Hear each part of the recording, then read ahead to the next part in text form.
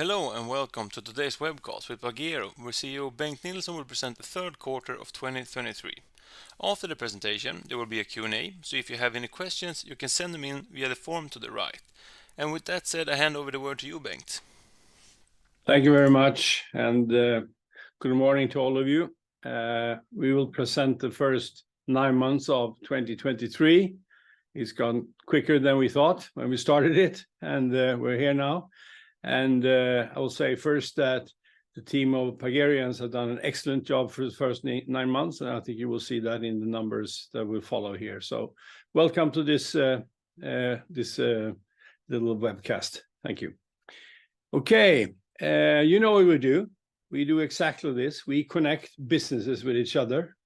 Our task is to build the world's largest business network where businesses can communicate through their ERP systems or best of breed or information systems with each other. This is to automate the process flow. We also have legislation coming all over the world where governments want companies to report the tax they're going to pay when it comes to indirect taxes, that is VAT. This is spreading all over the world, and this is necessary for companies to be able to send their invoices, and this is now happening in country by country all over the globe.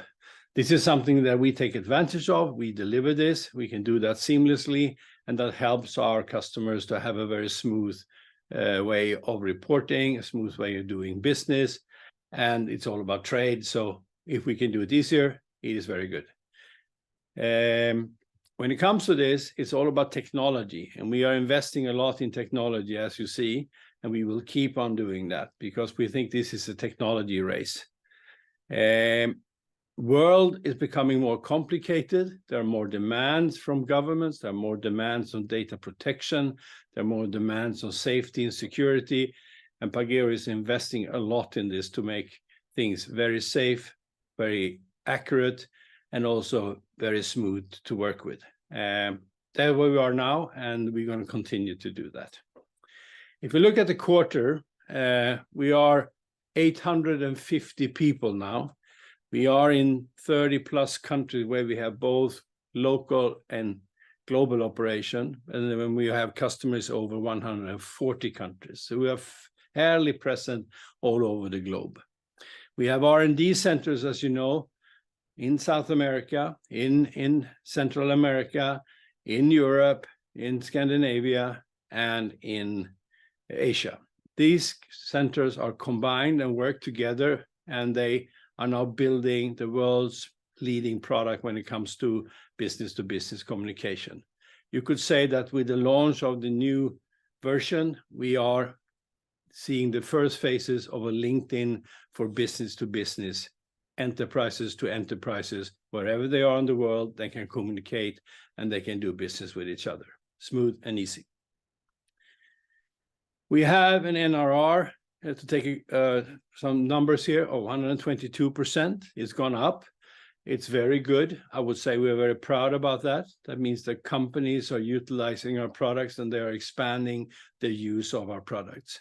We have a recurring revenue share of 87%, which means that 87% of the revenue we present this year will come back next year.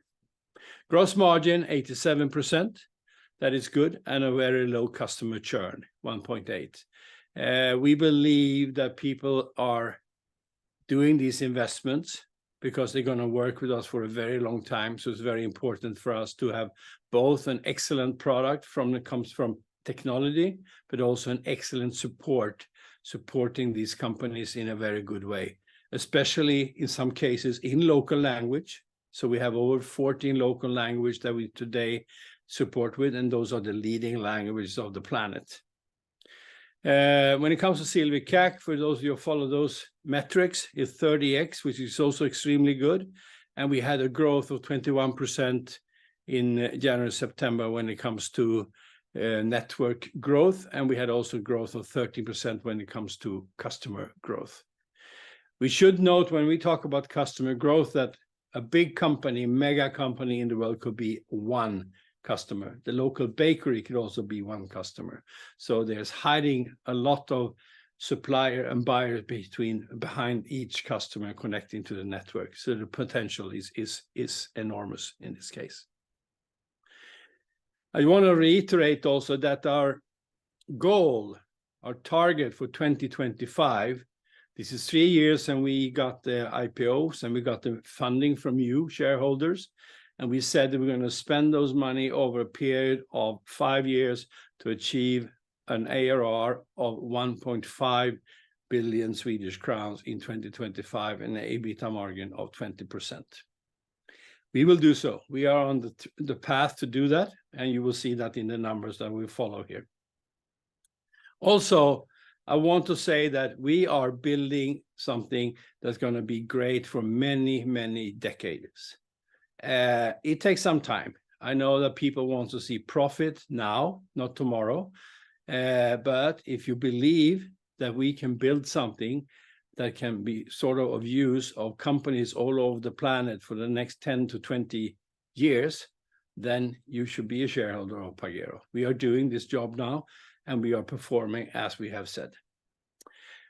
Some highlights in the quarter. There are a lot of regulatory changes in the world, and I'll show you in the end slide what's happening in the future. But Belgium, for instance, has now announced countrywide B2B mandate. Singapore is going to adopt the C2C model, continuous transaction control for reporting to the tax authorities. Some of the founding fathers of that concept resides in the Pagero buildings, and they've been helping the authorities to set up the standards and the quality and the way of acting when it comes to the C2C model. New partners. We are very happy to announce that PwC, one of the leading firms, audit firms in the world, are now partnering with us, and we are working together globally to the big companies of the world. Also, Vertex, a renowned tax engine company, having the leading, I would say, 1,000 top companies of the world as customers, also joined, and they will be a good partner to us going forward, and we will present a seamless concept and packaging that will deliver lots of use for all the customer base of Vertex and other customers that also want to connect their network to a very good tax engine. Launch of next generation network has been going on for the quarter. We are working on that now. This is where you can sort of easily find your business partner, your trading partner. You can easily connect it. You can add the number of buyers and suppliers you have, and you can see the network building by itself. We're also connecting to all the databases in the world of companies that we are sort of populating into the master, you could say the master yellow book of the world, where you can find companies where you can connect to. This to cut cost, this to build value over time, so you don't have to do it over and over again as you did in the old days. We are one of the few, if not the only company that has that built into the standard product today, and we will see an enormous result going forward when this sort of gets out in the market as a whole. We have set up our office in Japan, Tokyo.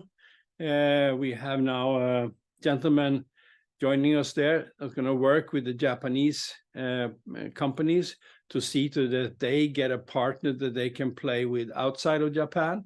We are also connecting to the authorities in Japan, the tax authorities, and they're going to use Peppol in Japan, and we have now set up our system so it's seamlessly working with the Peppol in Japanese in Japan, and we will see a good turnout of that going forward.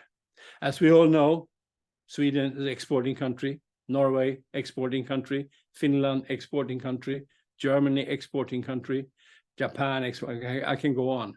All these countries needs to export. They need to have a central way of doing this, where someone takes care of something that's very, very easy, we think, sending an invoice, getting it paid.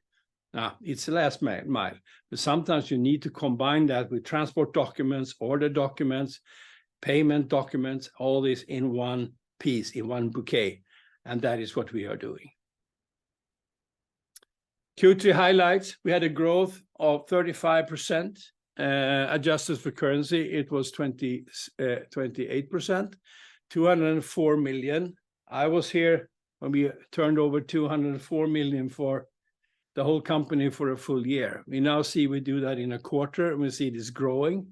We are very positive when it comes to the outlook for going forward. We see that the bandwagon of countries that are adding the legislation, number of companies that see that they need to do this is growing all the time as we talk. We see our pipeline growing, and we believe that this will continue going forward in the quarters and the years ahead. Recurring revenue, that is what we sort of feel that we have sort of next year and year after. And that has grown with 36%. I think that is pretty good in these days. I think there's very few companies that were listed in the days when we were listed that can perform and show the numbers that we show today. And this is thanks to a very excellent job of all the team that is working in Pagero all over the world, 850 people doing this 24/7. Operating loss, we have a small loss this quarter of 5.9 million. It's improved since the comparable quarter in 2022, sorry. And we will continue. We see a shift, we see a turn, and I'll show that a little bit later in this presentation. Cash flow, sort of the same, a little bit around as the same time previous year, or comparable year, and the earnings per share were 49 cents minus compared to minus 91 in the past. We have also in the quarter signed an agreement with our partners in Latin America, and we have now done accelerated payment, and this is to prolong the time they're going to stay working with us there, and that is being done. And I think that's also an excellent move that we have done in the quarter. If we look at the analyzed recurring revenue, that is what is coming back. It's been growing. The CAGR is 33% since Q3 20. And if you look at it from the previous year, it's 38%, 740 million Swedish crowns. That is are expected to come back in a normal development of the organization next year and the year after and the year after. We believe that can we keep this 38% going forward, it will be pretty easy to reach what our targets. But if we halter on this in some way or sort of don't sort of push it and push the growth, we will not reach it. So we are doing it. We are continuing the growth scenario. We have sufficient cash to do that. And we expect that you shareholders, that's what you have sort of placed on us to do, and we're going to do that. In our growth, talked about that, and ARR is 739.5 million. That is pretty decent. If we look at the net sales growth, that was 33%, and we can only say that this will continue. We had a growth of 35% in the quarter, and we hope that the world won't go under, and I don't think that will happen. And we see also there are signs in certain sectors that there are coming more positive trends in the market in the world, and we are there. We are placed very good. We have all the regions are there, and we have also our system set up to be able to cater for usage in a lot of these legislation countries that are around the world. If we look at growth and profitability, we have, for you that have followed us for a while, we have what we call established markets and investment markets. If you look at the established markets, they are today having 81% of our total sales. If you compare it in that same quarter a year ago, it was 89%. So it's sort of going down a little bit, but at the same time, it is growing with 21%. Up from 18, and the EBIT margin is up from 33 to 34. So if you use the sort of the term the rule of 40, we are plus 55%, which is acceptable or very good, I would say. When it comes to the investment markets, you see the progress. We are now 19% of revenues are from what we call investment markets, and is growing. We see at the same time net sales growing with 122%. And that the loss is sort of getting sort of less lossy, so to speak, to put another word on it. So it's minus 50 when it comes to the whole one. If we look at this one from a more detailed way, the investment market sales are now sort of stabilizing around a growth of 120+%. At the same time, profitability or the loss is going up, which means becoming lower. So now it's at -172% compared to -364% in Q3 22. At the same time, the full rule of 40 for the whole company group, if you put everything together, is now 28, coming from 11 Q4 22. And I think this progress shows itself. There is turn in the numbers all the way down, and we will see after a while when that sort of -172 says ±0, we will see a total different graph on the rule of 40 for the whole company group. And we are heading there. We are going there week by week, day by day, month by month, and we are sort of presenting a value proposition to our customer base that is, I would say, unheard of. The comparison, stabilized, predictable prices. They know what they pay for. They know what they get. We also continuously developing product, which means that we, over time, will give them something totally new all the time, and they never have downtime. We are up 24/7, Christmas, holidays, whatever, and it's working, and they can run their business. So that's our value proposition. EBITDA -2.9%, improved from -10.8, so it's going the right way, and we are all here geared to reach the goal in 2025. Customer base is growing with 1,000 customers a month, and we also see that transaction volume is up with 21%. We will in the future see transaction volumes growing faster and faster because companies is now sort of accepting, understanding that they need to get real data into the ERP system. Then they have demands on them from governments. They have demands on them from ESG reporting. All these things coming together makes it necessary to have the right data. And if they have the right data, their life becomes much easier. To do this, you need to connect to your suppliers. You need to connect to your buyers. You need to do that in a very structured way. And that is what we are selling to them. So you see here, the growth is coming. It's +21% now. And it's going the right direction. We have customers, you might ask, in the vertical. No, there are logistics, cosmetics, recruitment, healthcare, automotive, and etc. So it's a very generic product. So the base for our selling, the base for our sort of customers is enormous in the world. And we have launched the next generation of Pagero network, which is sort of, as I said in the past here, a LinkedIn for businesses. And you can just think about it. If we can connect businesses all over the world, which we are doing, you can reach 14 million businesses today in the system. The future is bright because a small little operation in the north of Sweden or in Africa can connect, search, find trading parties in the system, and they are legit, you know that they exist, and you can sort of run your business very prudent, very easy, without having to have big projects, which makes you a stopper, a blocker for doing business in other places of the world. So we think we are contributing quite a lot to this. At the same time, following the regulations, following the rules, reporting to governments at different places of the world. This is it. We are doing that for everybody. Regulatory landscape. This is what drives the business. If you look at the regulatory landscape, this is how it looks from 2024 to 2028. And there are probably some countries we have forgotten to put in here, but this is being added up all the time. There are small countries like Germany and France. They're going to be sort of into this now very shortly. There are countries like Greece coming on now. There are countries like Malaysia, there is Japan, we talk about Australia, and all these countries are doing this. And there has to be someone that is one of the leading players in this game. And we are sort of advocating for being one of those leading players in this game. So I would say that we have had a good quarter. We will continue to deliver, and we think we're in good shape for going forward. Thank you. Thank you so much for the presentations. I think we jump right ahead with the questions.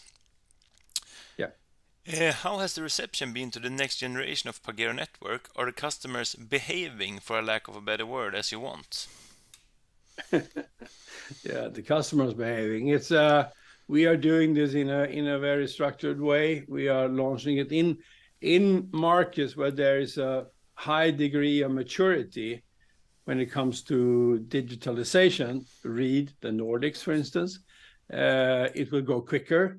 In countries where it's a lower degree of digitalization when it comes to business communication, read US, for instance, it will take a longer time. But it's there. We are adding customers every day as we speak, and it's growing all the time. So it's a question of getting a critical mass, I would say. So the progress is good, and we will present more of that when we come into the Q4. Yes. The NRR of 122% was really strong. Any particular reason for the quarter-over-quarter improvement? No, I think it's it's a sort of like a continuous pushing implementations.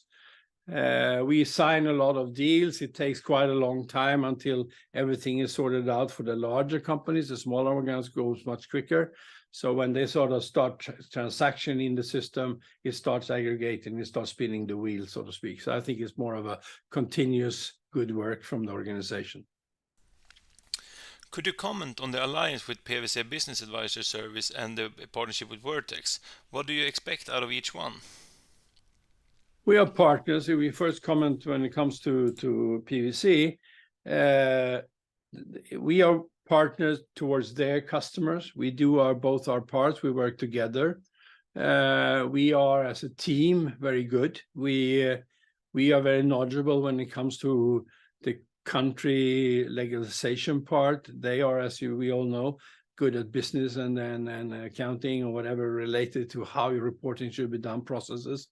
They're also very familiar with the business systems that the client has. So I would think that the combination is good from a delivering point of view for the end customer, so to speak.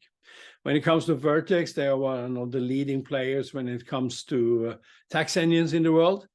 Tax is very complicated in some jurisdictions in the world, so companies need help, and Vertex is doing this. We see, for instance, the VIDA concept coming now in Europe, for instance, which means that you have to report your the VAT, of course, intercompany when you do the intercountry. I mean, when you do that, then you need to add documents like transport documents to it. Where did the goods go, etc. All these things has different implication on tax, and they have a good value proposition that we are very happy to have in our network. What is your comment on VIDA and the ripple effects in the coming years? I think what we tell the market is that everybody, all countries in EU, will have a digital transformation going on from now on until VIDA is fully implemented 2028. And this is nothing you do in the afternoon for fun. This is something you have to have a process for. You have to really work on it. You have to set up your internal processes. You have to understand the reporting, and you need to understand the consequences also when it comes to internal billing between your systems in a secluded market. And I think that companies need to start now. How has the initial response been in Japan for your network/services? We had a very good reception there when we introduced this. We had an audience of 60, 17 well-renowned companies and government bodies that were sort of there on the release of what we're going to do. We have a good relationship with PEPL Japan. We have a good relationship with the Digital Agency of Japan, and of course with our partners in Japan. We worked with Deloitte in that case in Japan, and also with Thomson Reuters in that case. Thanks. Can you give some color on what has been driving the good performance in transactions and the license revenue? I think it is a continuous good work of course, the sales organization. They are building pipeline, they're executing, they are doing well.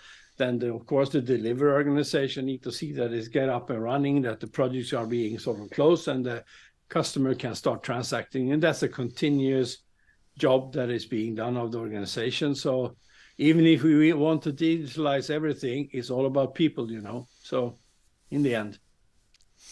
So moving on to the last question here, which milestones will be important for investors to set your eyes on the coming 12 months? I think that the important milestones to look at is the ARR, of course. That will give indication of safety. It will show that this is a stable company. We're here to stay. And the value, of course, is that if the churn is as low as it is now, you know, that people, for some reason, good or bad, they not leaving us. They continue to work with us. And if we look at what we are doing, we have sort of taken a fraction of the potential in the market.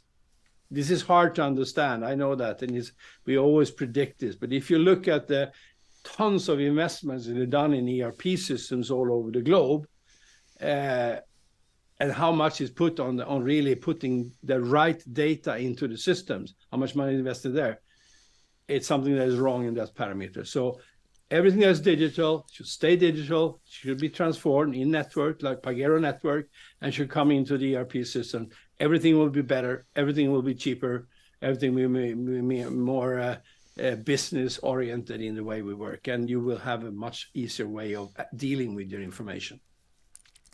Thanks so much for the presentation, Bengt, and answering your questions, and thanks a lot to all the viewers for tuning in. Thank you.